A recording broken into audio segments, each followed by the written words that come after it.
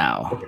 Hey, and we are we are live for episode number 110 of Mirrorless Minutes. Mike and I are pretty pumped on this post-Christmas holiday episode to have on special guest Jim Nix. Jim has been on before. It's been about a year, I think, since Jim's been on, maybe a little over a year. Oh, wow. So for those of you who weren't privy to that show or didn't see that show or don't know Jim, so Jim lives in Texas, does a lot of travel photography, has been doing a lot of YouTube videos, educational YouTube videos for all you photographers out there, does a lot with Luminar. So, and I know Luminar is like hot in the news. You know, there's a lot of craziness going on with it right now, but there's a lot of good and positive there.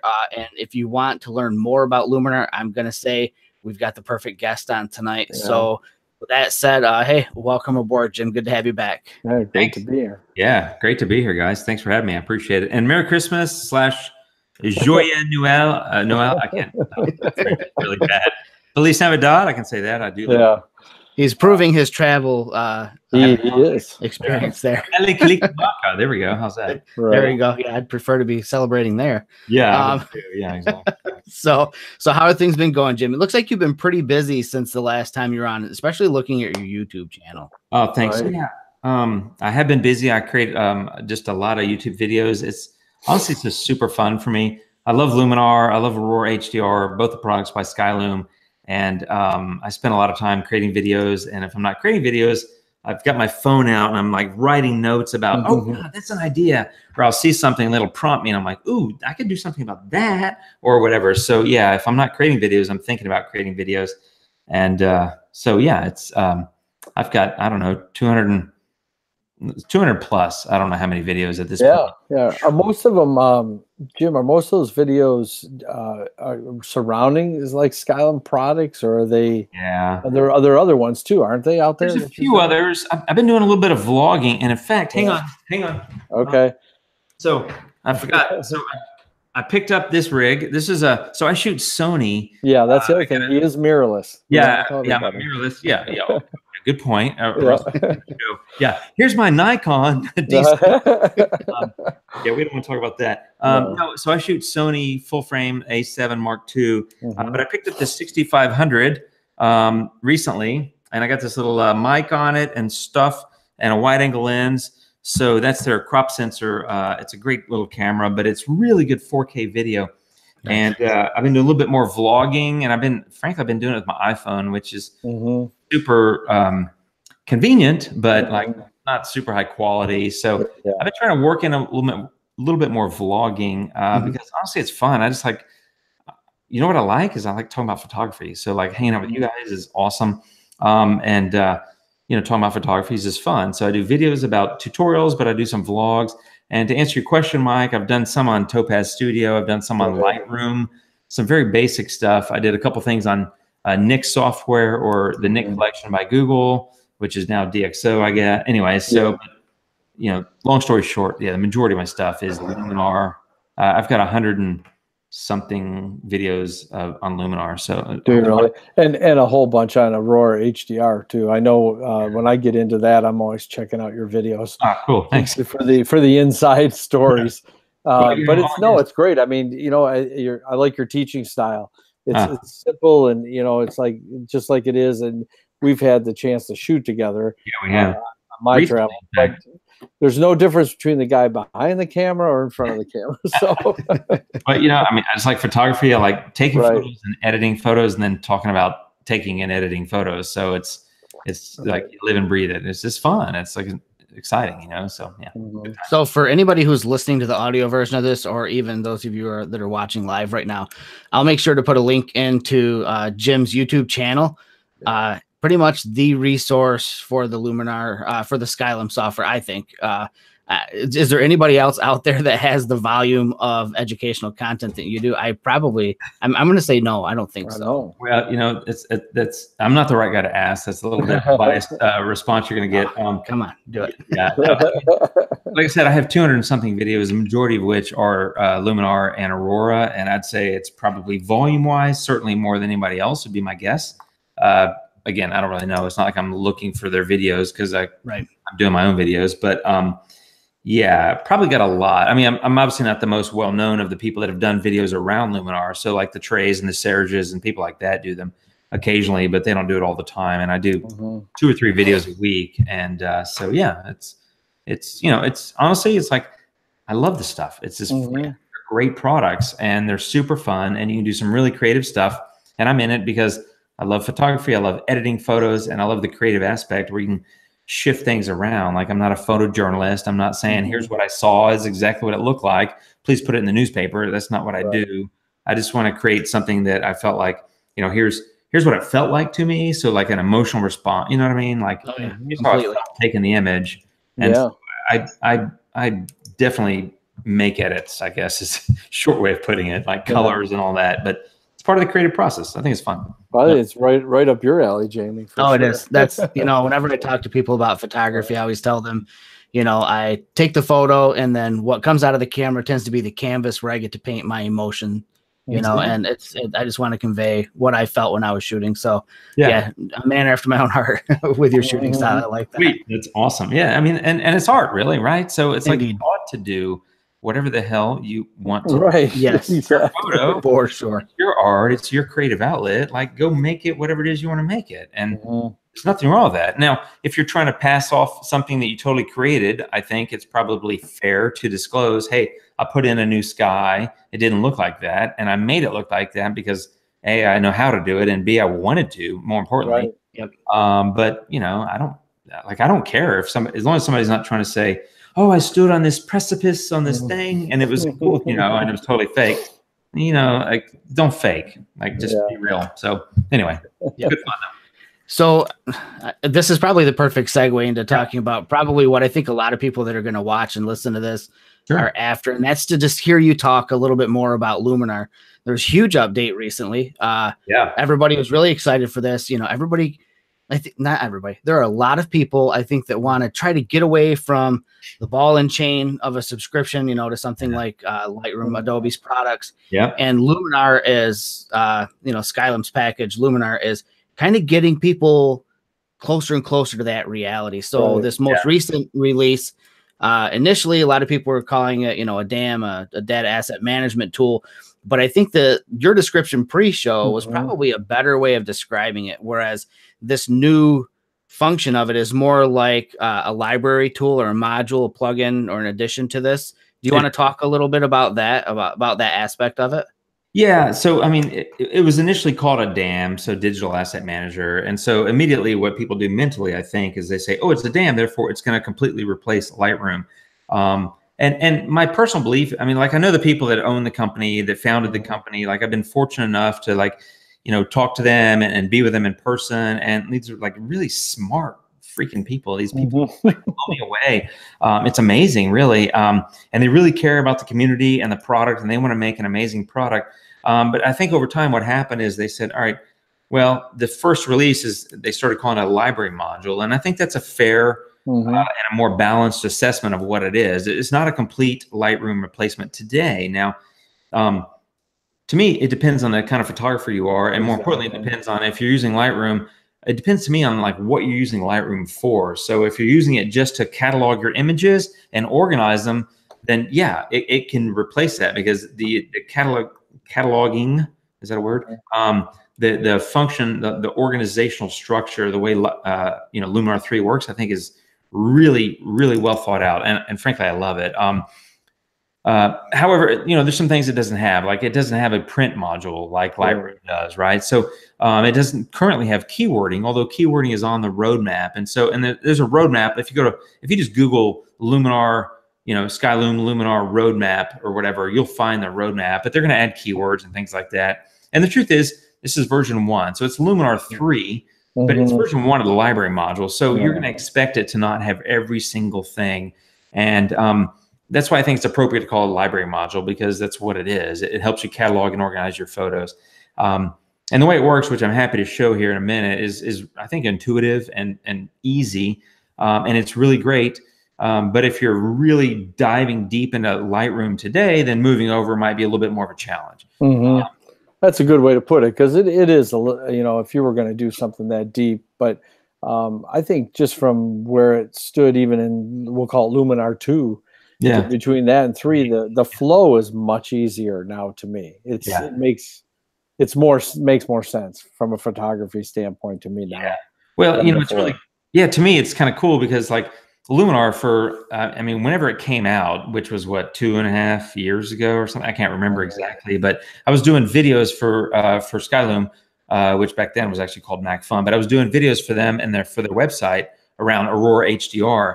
And then they said, hey, we got this new thing coming out, and will you try it out? And then if, maybe check it out and then maybe do some videos for us. We need some videos when we launch this product. So I did a bunch of their initial videos, which I was happy to do and really, frankly, lucky that they selected me. But I got to use it early on, and I started using it, and I was like, dang, this is freaking cool. And the thing I liked about it, because this goes back to what Jamie and I were saying earlier about the artistic interpretation of a scene, is like the amount of filters. Like now, at the time, I think it had 35 or 40 filters. Now it has 51 filters. And so now, admittedly, a few are redundant, but still, you have 3x the number of filters that are in Lightroom. So if you're interested in creative interpretations of what you're doing and creating art, if you will, or subjective interpretations of what you're shooting, then like Luminar has so much power. It's just incredible. So, and now they've added a library module. So to sort of circle back to Mike, what you were saying, which is now you have this amazing editing experience, and your library is contained, or I should say your editing experience is contained within your library. There's no more round trips. It's not like you're starting a Lightroom and saying, let me send a TIFF over there, and then I come back, and then I want to go somewhere else for something else. Then, you're done with all that. It sits there, and it's all contained, and all you do is change tabs in Luminar. I love it. It's amazing. So are we there? Are we completely 100% ready to go on everything, and it's amazing? We have some more. I say we. I don't work for Skyloom, just to be clear. I say we because I live and breathe the app pretty much. I know what you're talking about. We do the same thing with Olympus. I feel like it's a we, right? Exactly. You guys are that way with Olympus, right? So you're like, let me talk about Live Composite. We built this. Well, I didn't.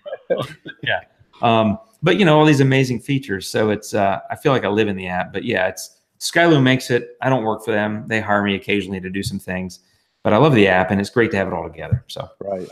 Yeah, and I think, what you hit on earlier is that it's an adjustment to get used to working with that versus, Lightroom or On1 or whatever you might have been using in the past. Right. And it's kind of the same thing that people need to keep in mind, if they try a different camera system. There's a learning curve. Go into it with a little bit of an open mind and be receptive to the fact that things might not necessarily be where you want them or are used to them. Just kind of give yourself a week of really hardcore getting into it, before you dismiss it. I think is probably a good way to approach it. I think that's very true. So I got this Sony A6500, right? And I've never shot the camera, right? I just read about it. I'm like, I just need a good camera for video. And so what was I doing today? I was reading the manual. It's like, arguably I should know a few things about cameras, A, and Sony cameras, B, right? Because I already shoot Sony. But I was in there, I was like, wait, what is that? And then I was reading the manual. So same thing, right? When you're changing systems, whether it's Lightroom to Luminar or On1 to Topaz or Topaz to Luminar or, Fuji to Olympus or Nikon to Olympus or whatever it is, read the manual. Or in other words, like practice. Like you don't just walk into something and immediately know it all. So you just start practicing, and there's like an old like an ancient Chinese proverb or whatever it is like fall down 7 times, get up 8, right? Yeah, so exactly. Same kind of thing. It's like I screw up more than I can imagine, more than I care to admit. But, I screw up all kind of things, and then I just like, oh, well, I should have done that, and then I do that the next time. So right. Yep. And you mentioned, that it's a work in progress. I mean, this was a huge update. Yeah. And like everybody knows, there's no such thing as a major software rollout with some hiccups. There's always hiccups. Yeah. And I know that there's been, it's hard to follow what's really going on and what's really not going on. Sure, some users are having issues. But I know we were talking before the show, and that's kind of the bummer part is that like it's killing it for you. It works fine. It works fine on my computer. I had an issue initially, and I'm not sure what happened, but I haven't had any issue since. So I don't know if it was something running in the background on my machine. Right. But I will just kind of, and I have no affiliation with Skyloom at all, other than I know Scott Bourne and you, and that's it. I mean, that's like 6 degrees of separation from Skyloom or something. But but I will say, give it time, even if it means maybe just do an uninstall and a reinstall or something, just don't wipe it off the books yet. Just give it a shot. And again, be open and receptive to trying things out. I think that's totally true. I mean, the first iteration of everything is usually it's the first iteration, right? So correct. Yes. So yeah, exactly. I think that's fair. Yep. So yeah.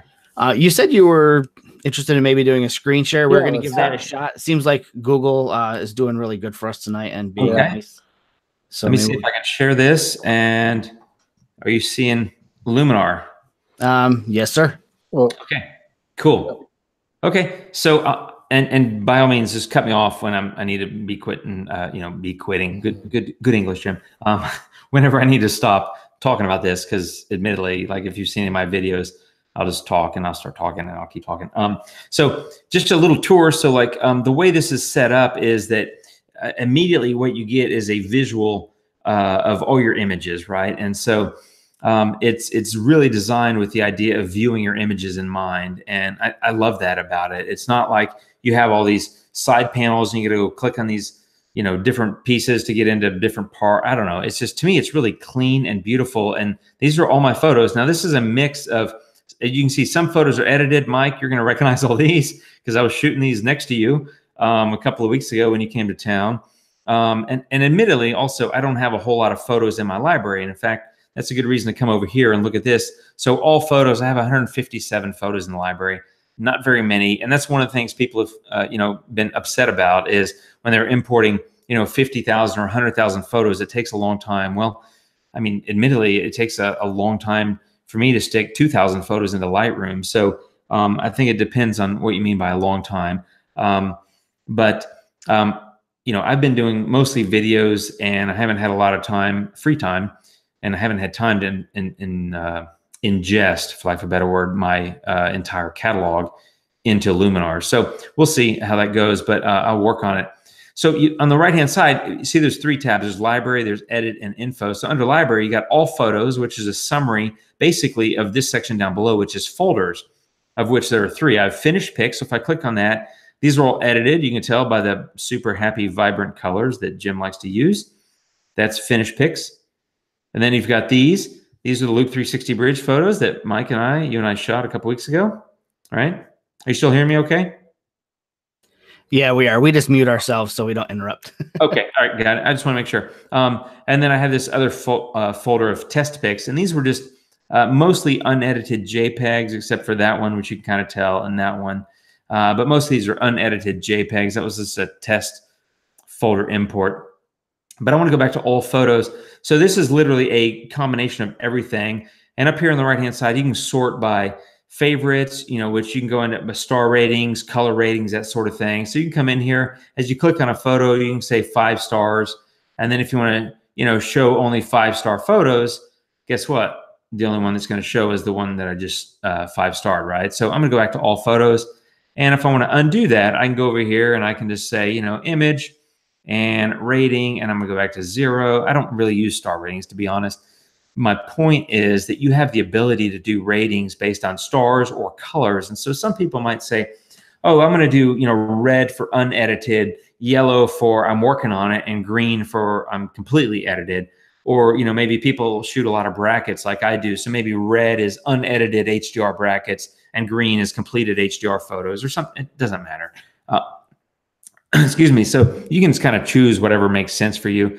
You can also sort by capture time and all these things over here. So this is just a way to sort. So I could sort sending or descending based on any of these things, right? So it's just a nice visual interface.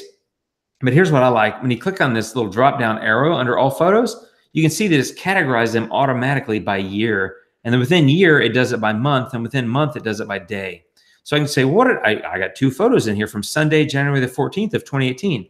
Well, there they are, right? So I was in London back in January of this year, right? So the day before, all right, here's what I shot. I was at the Sherlock Holmes pub. Whoops. I was at a train station. That's King's Cross. This is a tunnel underneath King's Cross, right? There's Covent Garden, et cetera, right? So you can just click through and see the different photos that were taken based on the actual day. So I like that it categorizes them by day, month, and year automatically. And going back to 2012, all right, I got a photo from January of 2012.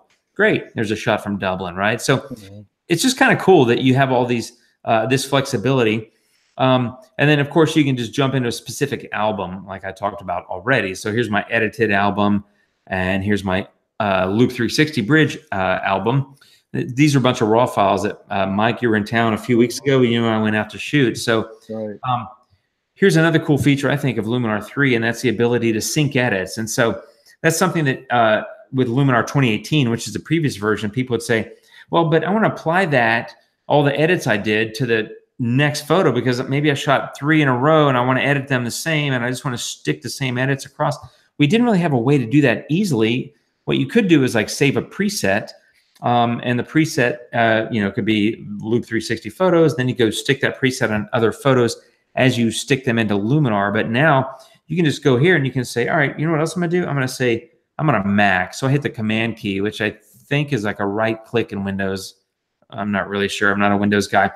But if you'll notice, there's a gold frame around the photo that's edited, and there's a white frame around these two.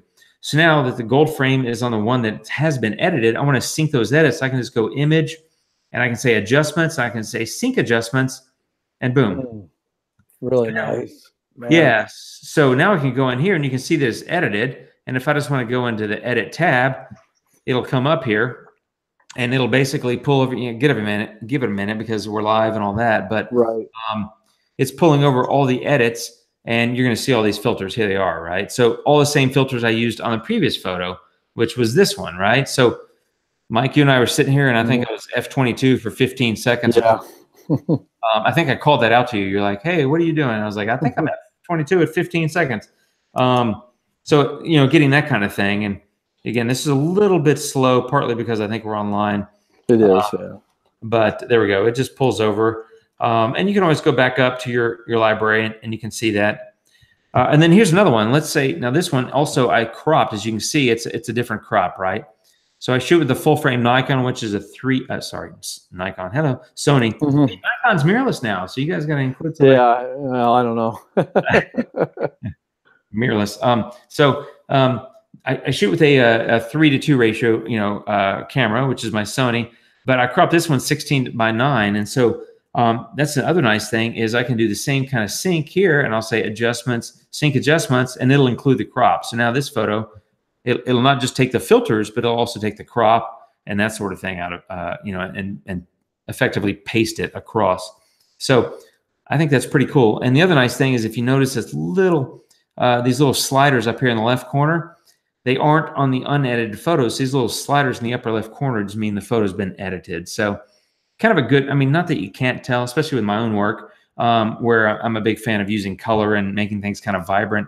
I can visually sort of tell, but, you know, if your editing style is a little tamer than mine is maybe a good word, you can tell by looking at that upper left corner, you see that little slider icon, and that means it's been edited. So that's a kind of a cool feature, I think, of Luminar 3, right?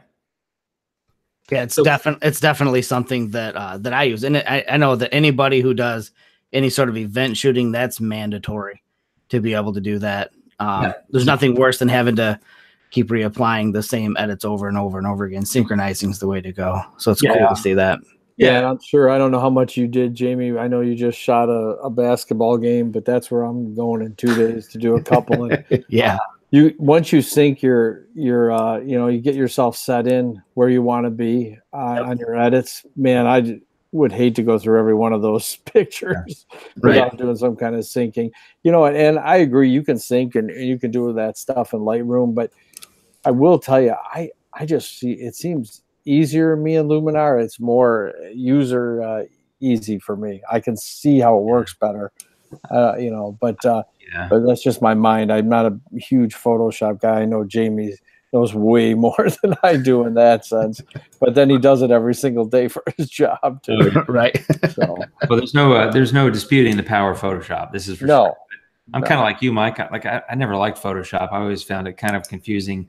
But I've used Lightroom quite a bit. I mean, my library is in Lightroom. I've got about 300,000 photos, and they're sitting in Lightroom until I get them over here. But yeah, so a difference between Lightroom and Luminar in terms of syncing edits is it's an all or nothing sync in Luminar. in Lightroom, if you recall, I'm sure you guys know, and many of your viewers probably know, when you say sync edits, a little menu pops up and it says, what do you want to sync? Do you want to sync the, the clone and stamp or the contrast or the whatever? So you can do those in Lightroom. In Luminar, currently, it's an all or nothing. So everything that I did on photo 1 gets copied to photo 2. I don't get to choose. I don't know if that's going to change. My suspicion is over time that's going to change and develop, because there may be times when you're like, I don't really need the X or the Y or the Z, but but currently it's an all or nothing. But for photos like this, especially when I'm shooting the same thing and I take one, I'm like, okay, that looked pretty good. Let me try it again and see if I get a little bit better traffic flow, because I'm doing light trails. Right. And there's really no difference in the scene. It's literally, well, if it's 15 seconds, and then there's like a 3 or 4 second break, and then I fire the shutter again with my remote. So, we're talking within the span of a minute. I'm taking a couple of photos. The conditions aren't changing. So I'm just copying the same thing over is kind of a no-brainer for me in this case. So I think that's fun. Another cool thing I think is that, so you've got edit. We talked about that, right? So this is where you come in and make your edits to photos. But there's also this info screen. And so the info screen is new. And this is basically where it pulls in some of the EXIF data from your camera, right? So it's got the camera make, the model, that sort of thing, the the lens that I'm using. But one of the new things is that it now, and I'm circling this kind of with my mouse because I don't know how else to draw attention to it. Yeah. But it is F22, 15 seconds, Mike. Right, exactly. I remember that. But actually, Luminar in the past didn't show you the exposure time. So the exposure time is now shown in this info screen. So I think that's pretty handy. So I like that quite a bit. So that's a quick tour of some of the key things. One other thing you can do, you know what? Well, we got a couple minutes, right? Sure. Oh yeah. Yeah. Here's and I've shown this in videos, so this isn't new if you've seen this, but you can quickly and easily add folders. So you just click on this plus next to folders, and I get this folder called brackets. A lot of them are JPEG. There's some ARW, which is a Sony RAW file, and I can just add that folder, and it just sticks this new folder. And I just imported a folder of brackets, and now it's not a lot of photos. It's 29 photos, but you saw how quickly it came into Luminar 3. And that's a new folder that I just added. So that's how quickly it works.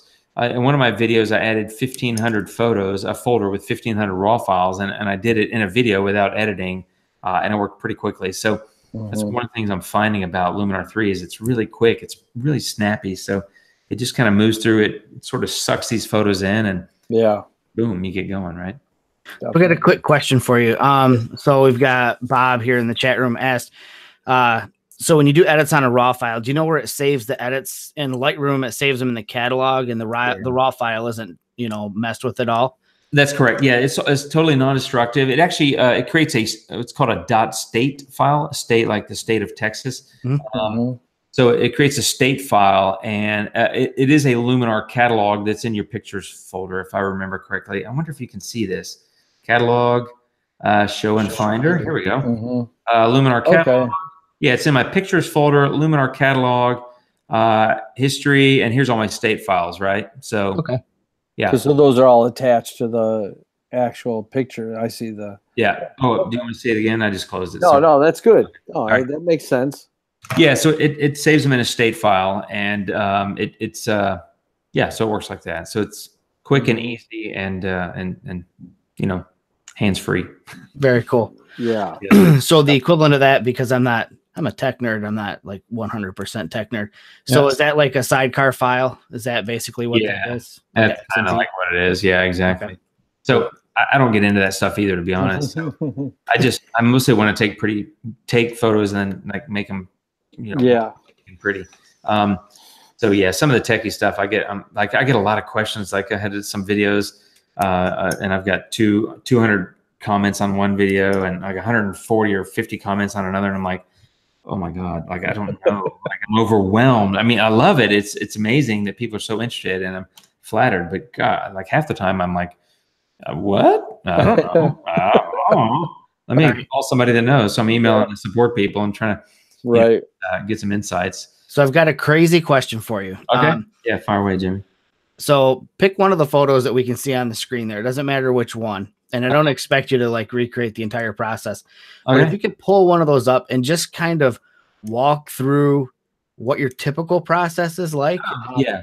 You know, people love to hear, you know, kind of how people achieve looks. And I know if I'm ever doing like a class or talking to people, that's one of the things everybody wants to ask, you know, is how does your photo look like that and mine looks like this? Like what are you doing different? So just a little sneak peek behind the scenes, you know, the Wizard of Oz pulling the curtain back. Yeah, totally. So this is actually an album that I imported that was just some finished JPEGs I already had. So I don't actually have the edits here. So what I'll do is I'll go to my test picks album and I'll just pick one.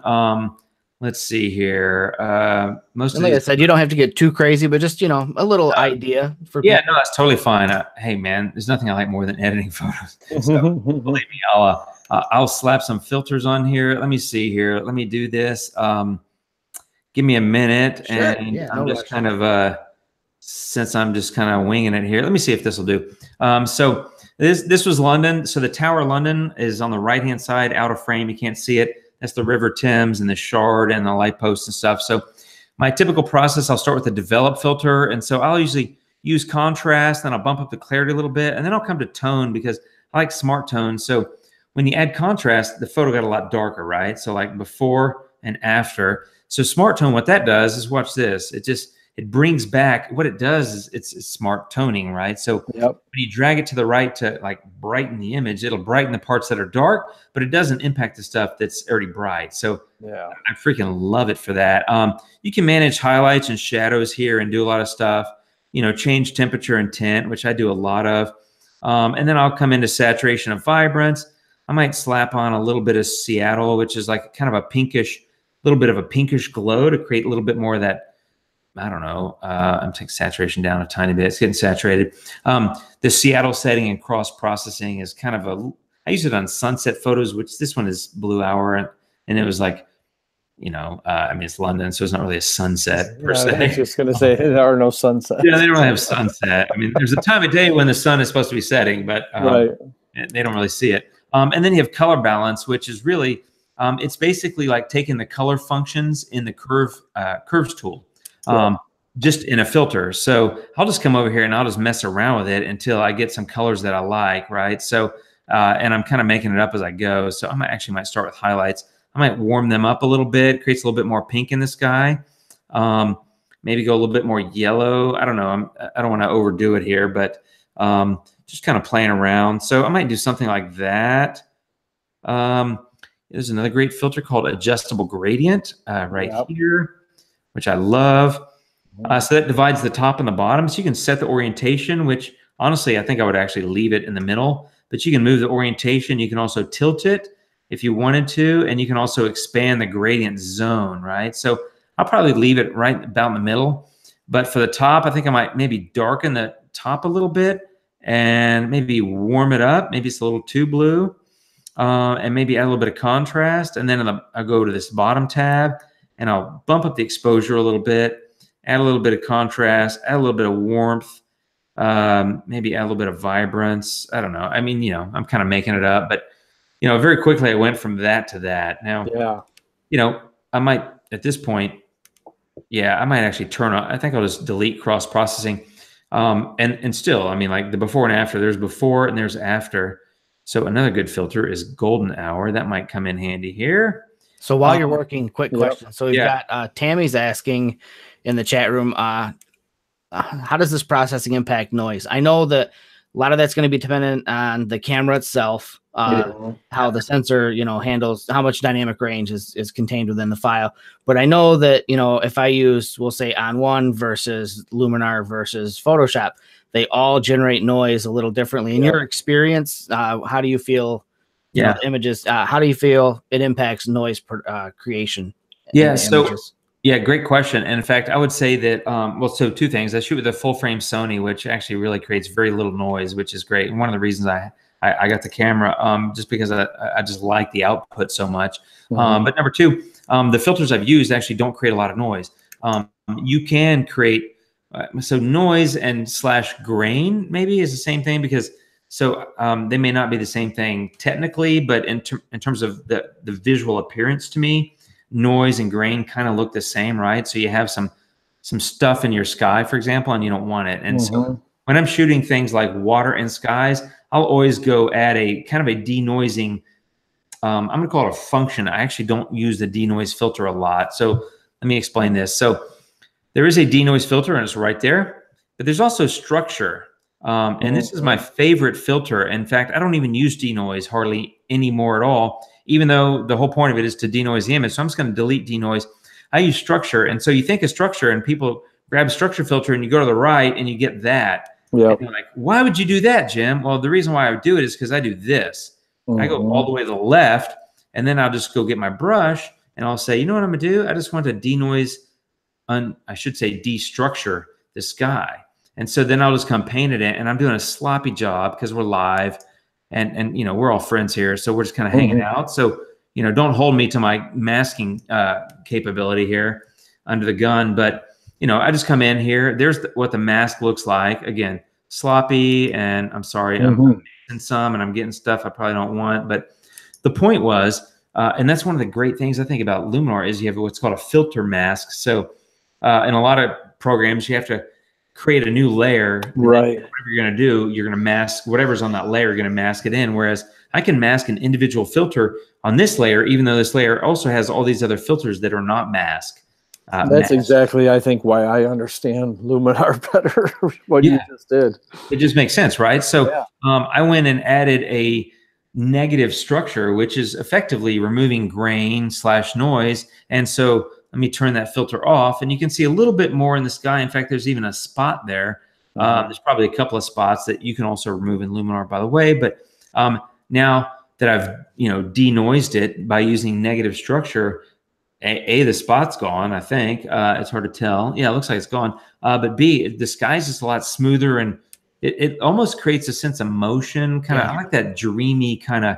I use the word buttery a lot in my videos, and I don't know why I call it buttery. I just think of like smooth whipped butter, just like kind of creamy and smushy. I don't know what the word is. I'm gonna get stupid here, but that's the way I do it. I like to denoise it that way. But you know, quickly you go from that photo, you know, which is okay. It's a center exposure of a bracket set. I like the photo. And now it's a lot more colorful, and it may not be your taste, and that's okay. And I don't know that I would necessarily edit the photo this way.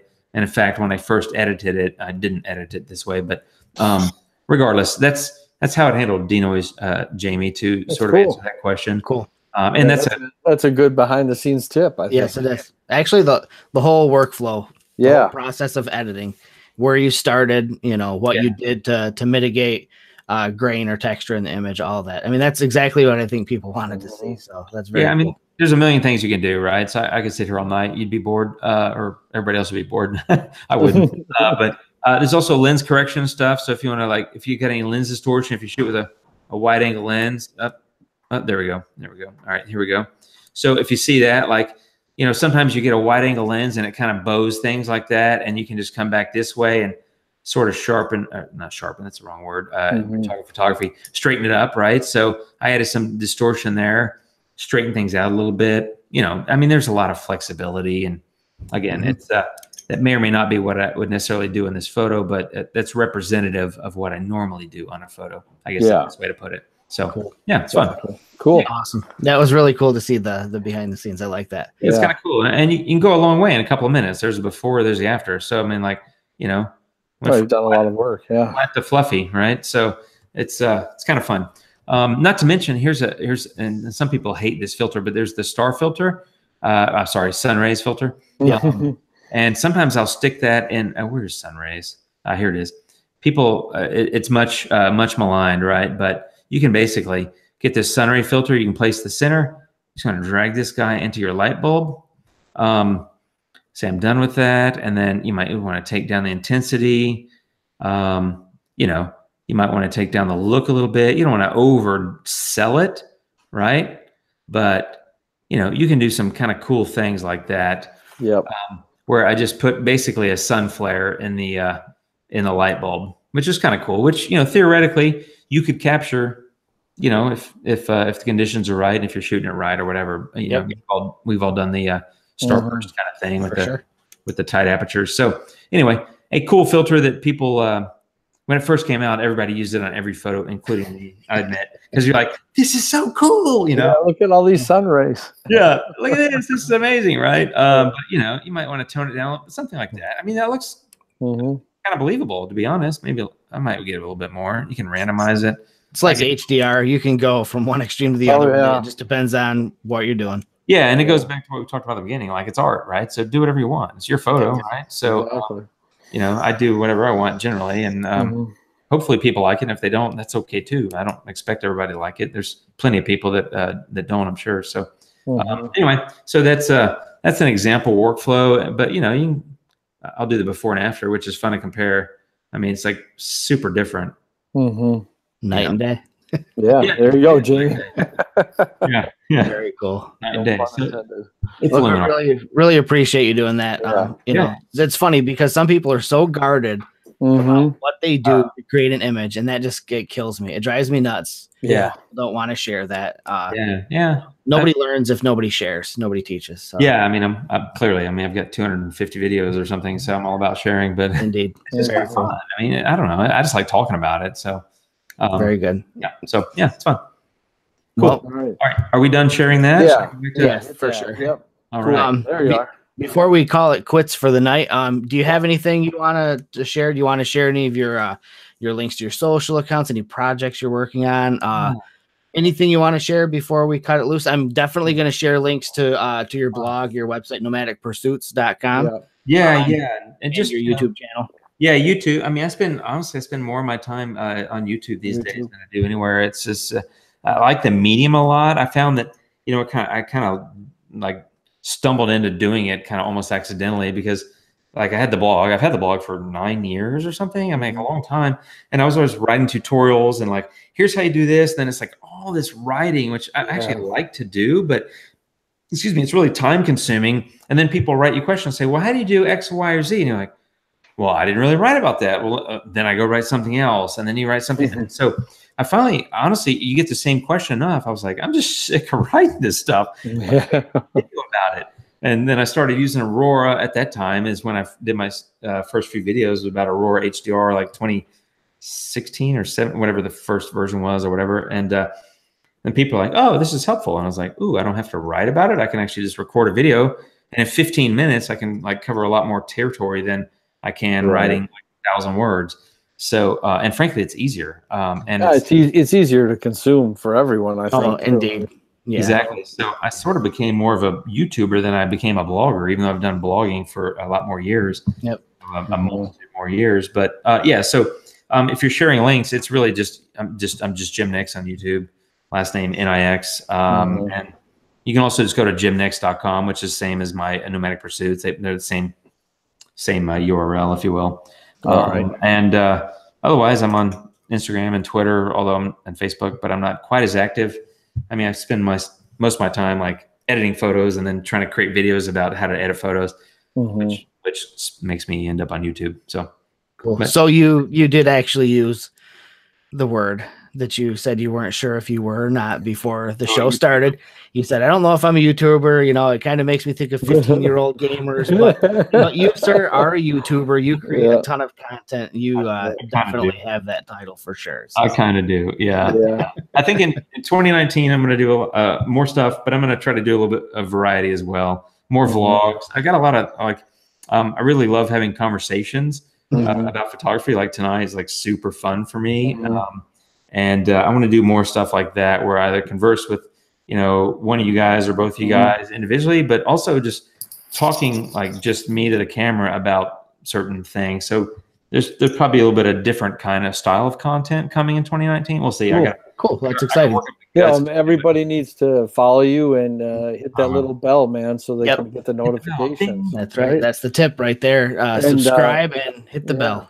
And so can we safely say, though, will there be any gaming videos? No gaming. Okay, all right. No gaming. Okay, just want to make sure. I'm too old for gaming. Are you kidding me? I know, because I don't even know what to do. But the only games I play are on my phone, and they're very basic, and it's mostly because my daughter told me about them. That's it. Otherwise, I have no idea. I don't have time. I'm too busy making videos. Yeah, exactly. There you go. That's good.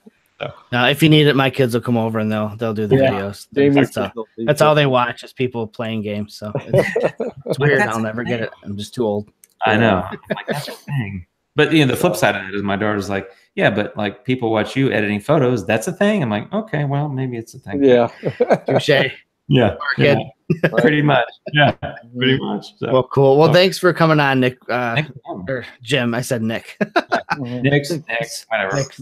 Timbo. It's been a long day for me. I've actually been doing a construction project at home all day and rushed up to do this. So, so thanks again, Jim, for coming on. Awesome. Just like we said, the links will be in the show description for Jim's website and also to his YouTube channel, which you can get to his YouTube channel from his website. So either way, look him up. You're going to learn a lot. Just like you did tonight. We learned a lot today just watching this. Yeah. So again, thank you, sir, for coming on, and we look forward to having you on again soon. Yeah, definitely. Thanks. Have a happy holiday. Take care, everybody. All right. See you next year. Yeah. All right. See ya.